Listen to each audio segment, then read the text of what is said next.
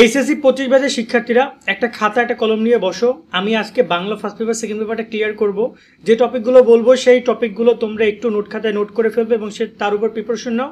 ইনশাল্লাহ ভালোটা ফলাফল তোমরা করবা। Bangla first paper second paper 100% তোমার কমন পড়বে ইনশাল্লাহ, তুমি শিওর থাকো। গত কয়েকটা বছর এই সাজেশনের উপরে শিক্ষার্থী প্রস্তুতি নিচ্ছে এবং আমরা ডে বাই ডে সাজেশনটা আপডেটও করেছি যাতে করে শিক্ষার্থীরা বেশ ভালোটা প্রস্তুতি নিতে পারে। তো দেখতে পাচ্ছ তোমাদের Bangla first paper second paper suggestion video আমাদের অনেক আগে প্রকাশ করা হয়েছিল, প্রায় আরও 1 বছর আগে। বাট এই ভিডিওতে আমরা চেষ্টা করব তোমাদেরকে যতটুকু পারি ওভারঅল তোমাদের একটা ইনফরমেশন দেওয়ার জন্য, যাতে করে তুমি প্রস্তুতি ভালোভাবে নিতে পারো। তো চলো শুরু করি আমরা। ফার্স্ট অফ অল আমি বাংলা ফার্স্ট পেপারে শুরু করি। যারা আমাদের চ্যানেল সাবস্ক্রাইব করো না করে রাখো ভাইয়া। কেন সাবস্ক্রাইব করো না? কারণ নিয়মিত সব আপডেটগুলো তুমি শোভন ভাইয়ের কাছ থেকে পাবা। কারণ সামনে তোমাদের যে এই যে পরীক্ষার আগে গুরুত্বপূর্ণ সাজেশন, খুবই শর্ট করে আমরা সাজেশন দিব। পরীক্ষার পরে তোমাদের সেই প্রত্যেকটা পরীক্ষার এমসিকিউ এর অ্যান্সার বা প্রশ্নের উত্তর সেগুলো তোমরা আমাদের কাছ থেকে পাবা। এরপরে তোমাদের আবার রয়েছে যে কি বলো ওটাকে, এরপরে তোমাদের তো রেজাল্ট প্রকাশ, বিশ্ববিদ্যালয় ভর্তি, ইনফরমেশন অভাব নেই ভাইয়া। তো আমরা যদি এবার বাংলা ফার্স্ট পেপারের দিকে তাকাই, বাংলা ফার্স্ট পেপারে দেখতে পাচ্ছ গদ্য, কবিতা, উপন্যাস, নাটক, এই টোটাল তোমাদের টপিকগুলো পড়তে হবে। এবং এখানে বাধ্যতামূলক অপশনটা তো বুঝছো যে গদ্য কবিতা থেকে 2টা করে অ্যান্সার দিবা, আর নাটক উপন্যাস থেকে একটা করে, এবং টোটাল এখান থেকে আর বাকি একটা যে কোনো বিভাগ থেকে তুমি দিতে পারো। আশা করি এগুলো তোমরা অলরেডি খেয়ে বসে আসছো, তাই এগুলোতে সময় না দেয় সরাসরি টপিকে আসি। বাংলা ফার্স্ট পেপারে খুব বেশি আমি সময় নিব না, দ্রুত ভিডিও করার চেষ্টা করবো। 4টা প্রশ্ন আসবে, 2টা অ্যান্সার দিবা। তো তোমার টার্গেট রাখতে হবে এখান থেকে 3টে অ্যান্সার দেওয়ার। ওই যে এক্সট্রা একটা অ্যান্সার সেটা তুমি এখান থেকে অ্যান্সার দেওয়ার চেষ্টা করবা। সেখান থেকে সবগুলো বোর্ডের ক্ষেত্রে যদি বলি, অপরিচিতা, বিলাসী, রেইনকোট সবচেয়ে বেশি ইম্পর্টেন্ট তোমাদের জন্য। 3টা অধ্যায় বেশি ইম্পর্টেন্ট। এমন হতে পারে যে 3টা থেকে 3টা কোশ্চেন পাবা। আর যদি তুমি রিস্ক ফ্রি থাকতে চাও তাহলে আমি তোমাকে বলবো আমার পথটা পড়ে যাও। ওকে, কেন নজরুল ইসলামের আমার পথ টোটাল 4টা অধ্যায় পড়ে যাও, তাহলে তুমি একদম পুরো রিস্ক ফ্রি। এবং আশা করি এখান থেকে তুমি 3টা প্রশ্ন কনফার্ম কমন পাবা এবং 3টা এখান থেকে অ্যান্সার করো। ওকে, তোমার যদি গদ্য নিয়ে কবিতা নিয়ে কথা বলি, কবিতায় তোমার 3টা প্রশ্ন অ্যান্সার করতে হবে, আসবে 2টা অ্যান্সার করতে হবে। সেই জায়গায় তোমাকে একটু কবিতার ক্ষেত্রে যদি বলি, এইচএসসি 2025 ব্যাচের শিক্ষার্থীরা বাংলা ইংরেজি আইসিটি নিয়ে তোমরা জানি অনেকেই দুশ্চিন্তা করছো। চলে এসেছে নাইট পাবলিকেশনের তোমার এই 3টা বই, বাংলা A+, ইংরেজিতে A+, আইসিটি ম্যাজিক। 3টা বই দারুণ। বাংলা A+, বাংলার প্রথম দ্বিতীয় পত্রের জন্য বেস্ট তোমার সলিউশন হতে পারে। এবং কিউআর কোড স্ক্যান করলে ভিডিও ক্লাসগুলো ইউটিউবে দেখতে পারবা। ইংরেজিতে A+, ইংরেজির যে A+, ইংরেজি ফার্স্ট পেপার সেকেন্ড পেপার, অনুবাদ থেকে শুরু করে শর্টকাট যত টেকনিক আছে সব কিছু তুমি এই বইতে পেয়ে যাবা। তার সাথে রয়েছে আইসিটি ম্যাজিক, এমসিকিউ, বিগত সালের প্রশ্ন, সিকিউগুলো টপিক ভিত্তিক অনেক সুন্দর করে লেখা আছে। তো তোমরা এই 3টা বই কিনতে পারবা night24.com থেকে।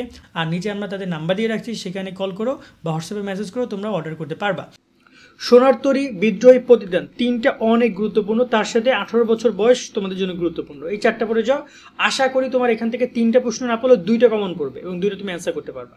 ঠিক আছে, এরপর যদি তুমি আরও রিস্ক ফ্রি পড়তে চাও তাহলে 1969টা পড়তে পারো, ফেব্রুয়ারি 1969, এটা তোমার জন্য গুরুত্বপূর্ণ। আর নাটক উপন্যাসের কথা যদি বলে, লাল সালু শিরোজুলো থেকে তো তোমার নর্মালি আসবে এবং এমসিকিউ টোটাল তোমার এখান থেকে তোমার টোটাল 5টা বা 4টা করে এমসিকিউ পাবা।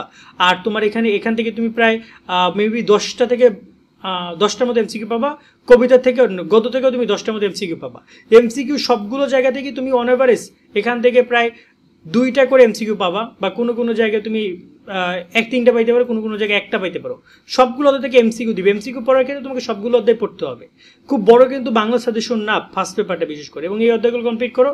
বাংলা সেকেন্ড পেপারে চলে যাই। ফার্স্ট অফ অল আমরা বাংলা সেকেন্ড পেপার যদি তোমরা দেখো, এখানে কি পড়তে হবে, মানবন্টন তো সবাই জানো, আমি এগুলোতে সময় না দিই। ব্যাকরণ নিয়ে আমরা একটা স্পেসিফিক ভিডিও করতে যাচ্ছি, খুব শীঘ্রই সেই ভিডিওটা পাবা, পুরো ব্যাকরণের পুরো একটা প্রিপারেশন নিয়ে।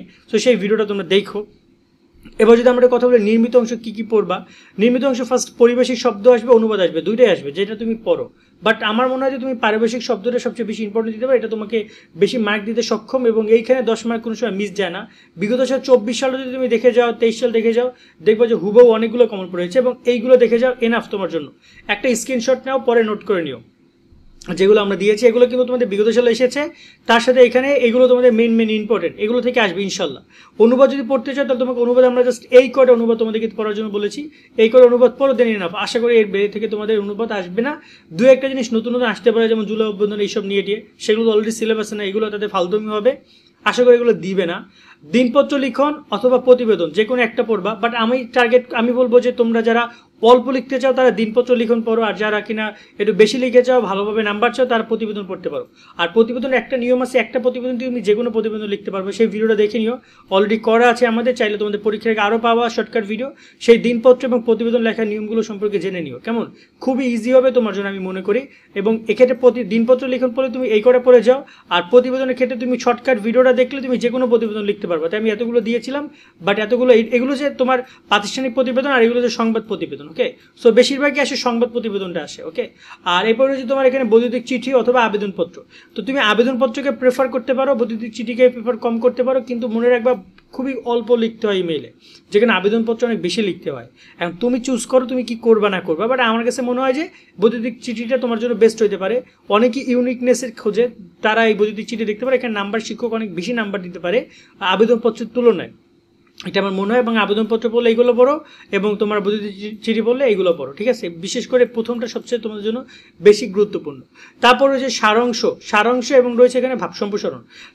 সারমর্ম অথবা ভাব সম্প্রসারণের ক্ষেত্রে তুমি অবশ্যই সারাংশটা স্কিপ করতে পারো, কারণ এখানে কনফিউজিং একটা ব্যাপার রয়েছে। তবে মনে রাখবা যে সারাংশ যদি তুমি মানে অল্প লিখতে চাও তাহলে সারাংশ তোমার জন্য বেস্ট, আবার তুমি যদি বেশি লিখতে চাও তাহলে ভাব সম্প্রসারণ তোমার জন্য বেস্ট। ভাব সম্প্রসারণের ক্ষেত্রে তুমি প্রথম দিকের যে 6-7টা রয়েছে এগুলো পড়ে যাও, আশা করি এখান থেকে কমন পাবা।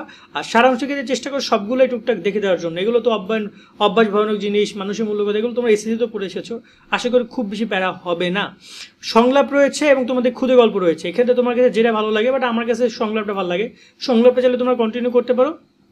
সংলাপটা ঠিক এইরকম, এই সংলাপ করে পড়ে যাও।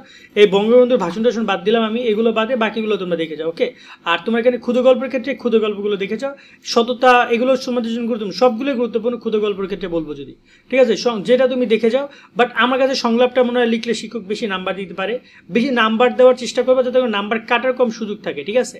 দেন রইল সবার শেষে রচনার ক্ষেত্রে জাস্ট 5টা রচনার কথা বলি, এর মধ্যে আসবে ইনশাল্লাহ স্বদেশপ্রেম তোমাদের জন্য ভেরি ভেরি ইম্পর্টেন্ট, বিজ্ঞান তোমাদের জন্য ভেরি ভেরি ইম্পর্টেন্ট, কম্পিউটার এবং হচ্ছে পর্যটন শিল্প।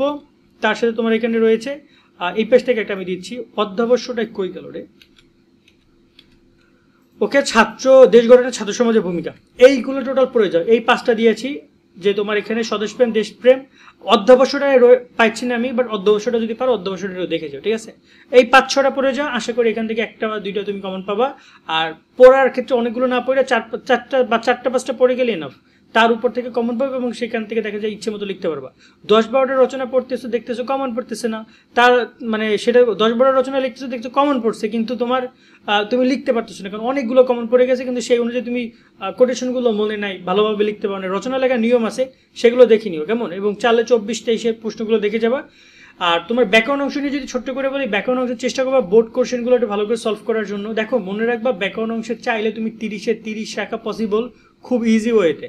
মানে তুমি একটা রচনা লিখবা 20 মার্কের জন্য, তারও অর্ধেক সময় তুমি রচনায় ব্যাকরণে যদি তুমি ব্যয় করো, মানে পরীক্ষার সময় তুমি 30 মার্ক কনফার্ম করতে পারো। আমি মনে হয় যে ব্যাকরণটাকে গুরুত্ব দাও। আমরা সামনে সাজেশন ভিডিওটা দেখো। আজকের মধ্যে এই ভিডিও আমরা এখানে শেষ করছি। তোমাদের যদি কোনো প্রশ্ন দেখে থাকে তোমরা কমেন্টে জানাতে পারো। সকাল অনেক ভালো থাকবা। আল্লাহ হাফেজ।